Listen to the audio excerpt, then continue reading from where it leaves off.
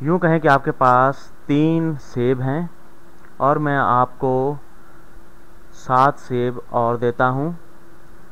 मैंने आपको 7 सेब और दिए, तो मेरा सवाल आपसे यह है, और ये बिल्कुल वाज़ेह है, कि आपके पास कुल कितने सेब हैं। अब आपके पास कितने सेब हैं, ठीक, ये आपको बताना है। ये बिल्कुल बुनियादी है। आपके पास 3 सेब हैं और 7 सेब और आ गए, तो ये 3 और 7 10 सेब हो गए, ठीक। अगर मैं यही सवाल करना चाहता हूँ, लेकिन मैं पूरे अल्फाज जो हैं, एप्पल्स जो हैं, वो लिखना नहीं चाहता, उसकी जगह पर मैं सिर्फ जो है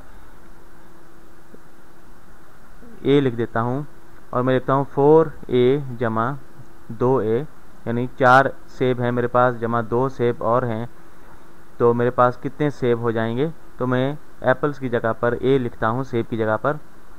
मैं आपको कुछ वक्त देता हूँ सोचने के लिए, और ये भी कॉमन सेंस की बात है कि जब 4 एप्पल आपके पास हैं, 4 सेब हैं, उसमें 2 सेब और आपके पास आ गए, ए जो है वो किसी भी चीज़ को अगर ज़ाहिर करे, तो हम ये फ़र्ज़ कर रहे हैं कि ए जो है वो एप्पल को ज़ाहिर कर रहा है, और 4a जो है ए किसी भी चीज़ को ज़ाहिर करे, जमा इसमें करते हैं 2a, और ये हमारे पास हो जाता है 6a।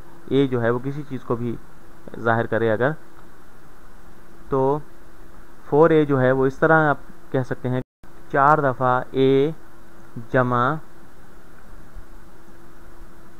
2a, तो ये कितने a कुल हो गए हमारे पास, तो 1 2 3 4 5 6, तो हमारे पास कुल जो हैं वो 6a हो गए, ठीक।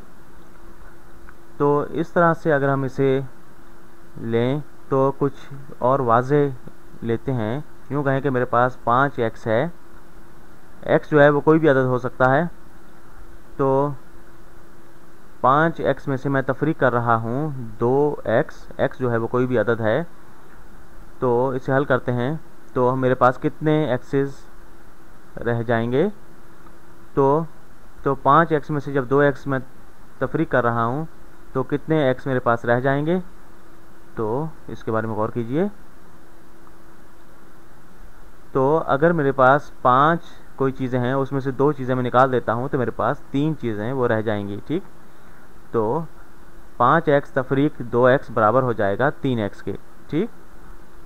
और इसे अगर आप इस तरह लें कि 5x जो है वो x जमा x जमा x जमा x जमा x 5 दफ़ा x के बराबर है, और इसमें से हम 2x जो है वो तफरीक कर रहे हैं, निकाल रहे हैं, एक निकाल दिया, दूसरा निकाल दिया, तो हमारे पास बाकी बच गए 3x।